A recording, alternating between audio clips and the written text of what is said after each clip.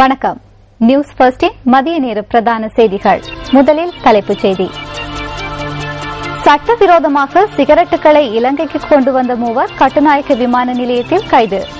மொனராகலை எத்திமலை பகுதியில் விவசாயிகள் மீது தாக்குதல் நடத்திய சந்தேகத்தின் பேரில் 8 ராணுவ உறுப்பினர்கள் கைது.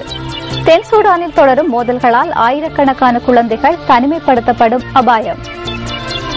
தொடர்வது விரிவான செய்திகள். மக்கள் விடுதலை முன்னணியின் அரசியல் குழு உறுப்பினர் KD லால்காந்த தலைமையில் நேற்று கடுவலையில் மக்கள் சந்திப்பொன்று நடைபெற்றது. இதன்போது உள்ளூராட்சி மன்றங்களின் வரவு செலவு திட்டம் தோல்வியடைவது தொடர்பில் அவர் கருத்து வெளியிட்டார்.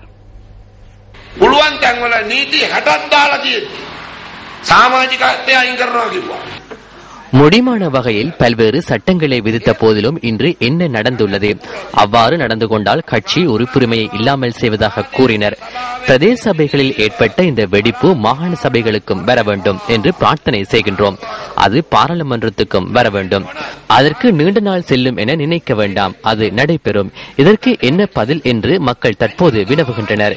யார் இதனை கவிழ்ப்பர்? எங்கே எதிர்க்கட்சி என்றும் கேட்கின்றனர்.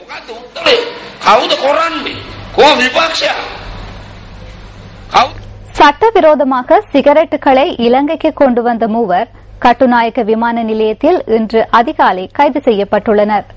துபாயிலிருந்து சந்தேக நபர்கள் 339 பண்டல்கள் சிகரெட்டுகளை கொண்டு வந்திருந்ததாக சுங்க பேச்சாளர் சுங்க சட்ட பணிப்பாளர் லெசிகாமினி தெரிவித்துள்ளார். இவர்களிடமிருந்து 3 கிலோகிராம் ஏலக்காயும் பறிமுதல் செய்யப்பட்டுள்ளது. கைது செய்யப்பட்டவர்கள் கல்முனையைச் சேர்ந்தவர்கள் என்பது தெரியவந்துள்ளது. மொனராகலை எத்திமலை பகுதியில் 3 விவசாயிகள் மீது தாக்குதல் நடத்திய சந்தேகத்தின் பேரில் 8 ராணுவ உறுப்பினர்கள் கைது செய்யப்பட்டுள்ளதாக போலீஸ் தலைமையகம் தெரிவித்துள்ளது. கைது செய்யப்பட்டவர்களில் ராணுவ சார்ஜன் ஒருவரும் அடங்குவதாக போலீஸ் ஊடக பேச்சாளர் சிரேஷ்ட போலீஸ் அத்தியட்சகர் அஜித் ரோகன கூறியுள்ளார். இந்த தாக்குதல் சம்பவம் நேற்று மாலை இடம்பெற்றதாக சேனை பயிற்சிகையில் ஈடுபடுகின்ற விவசாயிகள் போலீஸ் நிலையத்தில் முறைப்பாடு செய்துள்ளனர். இந்த முறைப்பாடு தொடர்பில் மேற்கொள்ளப்பட்ட விசாரணைகளின் போது விவசாயிகளுக்கும் ராணுவத்தினருக்கும் இடையே ஏற்பட்ட முறுகலை அடுத்து தாக்குதல் மேற்கொள்ளப்பட்டமை தெரியவந்துள்ளதாக போலீஸ் ஊடக பேச்சாளர் தெரிவித்துள்ளார். கைது செய்யப்பட்ட ராணுவ உறுப்பினர்களை இன்று நீதவான் முன்னிலையில் ஆஜர்படுத்தவுள்ளதாகவும் அவர் குறிப்பிட்டுள்ளார். இதேவேளை மொனராகலை எத்திமலை பகுதியில் கஞ்சா சேனை என சந்தேகிக்கப்படும் பகுதியொன்றில் துப்பாக்கிகளுடன் இருந்த சிலரை கைது செய்வதற்கு ராணுவத்தினர் முயற்சித்த போது அவர்கள் அங்கிருந்து தப்பிச் சென்றுள்ளதாக ராணுவ பேச்சாளர் பிரிகேடியர் ருவன் வணிகசூரிய தெரிவித்துள்ளார். இவர்கள் போலீஸ் நிலையத்தில் மேற்கொண்ட முறைப்பாட்டிற்கு அமைய குறித்த இடத்திற்கு சென்ற ராணுவ உறுப்பினர்கள் இன்று விசாரணைக்காக அனுப்பி வைக்கப்பட்டதாக பிரிகேடியர் மேலும் தெரிவித்துள்ளார். தென் சூடானில் இடம்பெற்று வரும் மோதல்களால் உகண்டாவில் தஞ்சமடைந்துள்ள இலங்கையர்கள் தொடர்பில் அரசாங்கத்திற்கு தகவல் வழங்கியுள்ளதாக உகண்டாவுக்கான இலங்கை தூதரகம் தெரிவித்துள்ளது. அடுத்த கட்ட நடவடிக்கைகளுக்காக அரசாங்கத்தின் பதிலை எதிர்பார்த்துள்ளதாக தூதரக அதிகாரி காமினி பாலசூரிய நியூஸ் ஃபர்ஸ்டுக்கு கூறினார். தென் சூடானில் வலுப்பெற்று வரும் மோதல்களால் இதுவரை 13 இலங்கையர்கள் உகண்டாவை சென்றடைந்துள்ளனர். இதேவேளை குறித்த இளைஞர்கள் நாடு திரும்புவதற்கான விமானச் சீட்டுகளை பெற்றுக் கொள்வதில் பிரச்சினைகளை எதிர்நோக்கியுள்ளனர். விமானச் சீட்டுகளை பெற்றுத் தருவதாக தமது நிறுவனங்கள் ஏற்கனவே உறுதியளித்த போதிலும் தற்போது அவர்கள் அதனை மறுத்துள்ளதாக உகண்டாவில் தஞ்சமடைந்துள்ள இளைஞர்கள் கூறியுள்ளனர். இந்த நிலையில் அரசாங்கம் தலையீடு செய்து தமக்குரிய விமான பயணச்சீட்டுகளை பெற்றுக் கொடுக்க வேண்டும் எனவும் அவர்கள் கோரிக்கை விடுத்துள்ளனர். இது தொடர்பில் வெளிநாட்டு வேலைவாய்ப்பு பணியகத்தின் பிரதி பொது முகாமையாளர் மங்கள ரந்தனியிடம் வினவிய போது தற்போது உகண்டாவில் உள்ள 13 இளைஞர்களையும் அழைத்து வருவதற்கான ஒழுங்குகளை மேற்கொண்டு வருவதாக தெரிவித்துள்ளார். இவர்களில் 6 பேர் வெளிநாட்டு வேலைவாய்ப்பு பணியகத்தில் பதிவு செய்யாமலேயே தென் சூடானுக்கு சென்றுள்ளதாகவும் அவர் குறிப்பிட்டார். எவ்வாறாயினும் இவர்கள் அனைவரையும் இலங்கைக்கு அழைத்து வருவது தொடர்பில் உகண்டாவுடனான இலங்கை தூதரகத்தின் அதிகாரிகளோடு ஆலோசித்து வருவதாக வெளிநாட்டு வேலைவாய்ப்பு பணியகத்தின் ஊடக பேச்சாளர் மேலும் தெரிவித்தார். கொழும்பு கண்டி பிரதான வீதியில் பல்லப்பான பகுதியில் இன்று அதிகாலை இடம்பெற்ற விபத்தில் ஒருவர் உயிரிழந்துள்ளார். வீதியை கடக்க முற்பட்ட சந்தர்ப்பத்தில் கார் ஒன்றில் மோதி இவர் உயிரிழந்துள்ளார். இன்று அதிகாலை 2:45 மணியளவில் இந்த விபத்து இடம்பெற்றுள்ளது. வலப்பனை பகுதியைச் சேர்ந்த 41 வயதான ஒருவரே இந்த விபத்தில் உயிரிழந்துள்ளார். இந்த சம்பவம் தொடர்பில் காரின் சாரதி போலீசாரால் கைது செய்யப்பட்டுள்ளார்.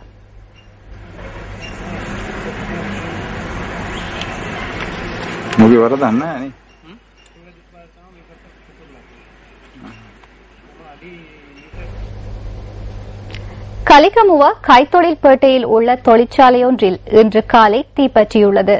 காலை 6:45க்கு இந்த சம்பவம் ஏற்பட்டுள்ளதாக எமது பிராந்திய செய்தியாளர் தெரிவித்தார். தீப்பற்றியமைக்கான காரணம் இதுவரை கண்டறியப்படவில்லை. இதன்போது அந்த இடத்திற்கு விரைந்த தீயணைப்பு படையினர் தீயினை கட்டுப்பாட்டிற்குள் கொண்டு வந்தனர்.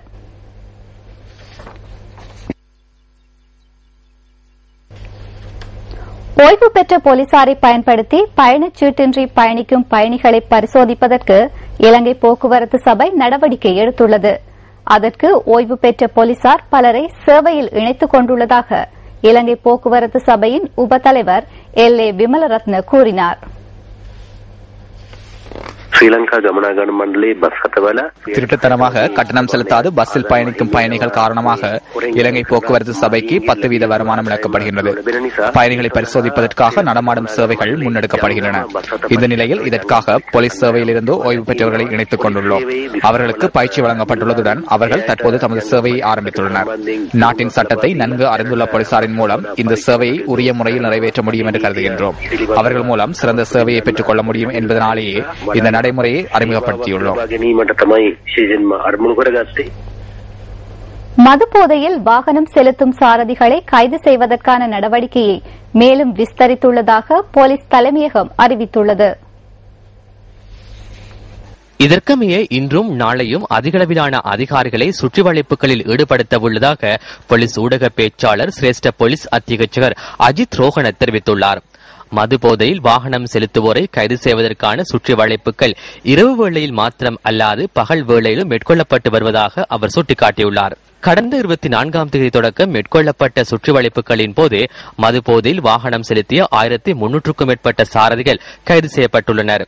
அவர்களுக்கு எதிராக விரைவில் வழக்கு தாக்கல் செய்ய உள்ளதாக போலீஸ் ஊடக பேச்சாளர் மேலும் கூறியுள்ளார்.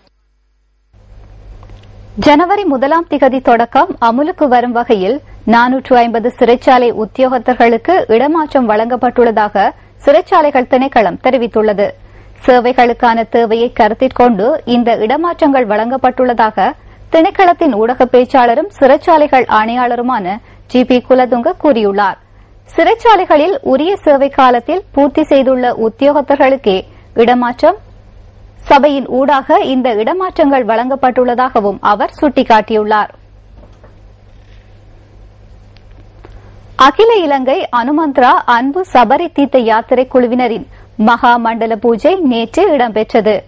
ஈழத்தின் தலைநகராம் கொழும்பில் முகத்துவாரம் நாவலர் மணிமண்டபத்தில் நேற்று முற்பகல் கணபதி ஹோமத்துடன் பூஜைகள் ஆரம்பமாகின.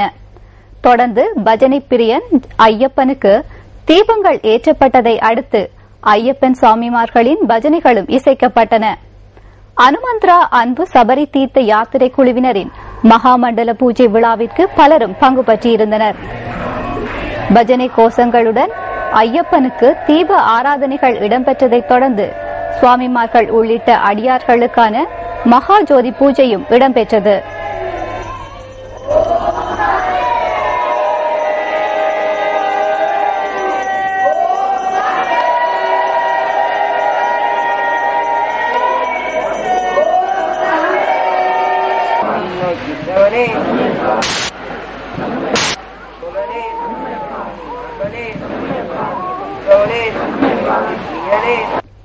கிழக்கு மாகாணத்தில் கராத்தே தற்காப்பு கலையை வளர்ப்பதற்காக பல்வேறு நடவடிக்கைகளை இலங்கை கராத்தே சம்மேளனம் மேற்கொண்டு வருகின்றது. இதன் ஒரு கட்டமாக மட்டக்களப்பு மாவட்டத்தில் கராத்தே கலையை ஊக்குவிப்பதற்கான நிரந்தர அலுவலகம் நேற்று திறந்து வைக்கப்பட்டது. இந்த அலுவலகம் மட்டக்களப்பு ரயில் நிலைய வீதியில் அமைந்துள்ளது. அலுவலக திறப்பு விழாவின் பொழுது அரச அதிகாரிகள் உட்பட பலரும் கலந்து கொண்டிருந்தமை குறிப்பிடத்தக்கது. இங்கு மாணவர்களுக்கு கராத்தே பயிற்சிகள் ஆரம்பிக்கப்பட்டன. இத்துடன் நியூஸ் ஃபர்ஸ்டின் மதிய நேர பிரதான செய்திகள் நிறைவடைகின்றது. எமது மணித்தியால செய்தியினை 2:25 எதிர்பாருங்கள். வணக்கம். Hotline 0114-896-896. www.newsfirst.lk. Feedback at newsfirst.lk.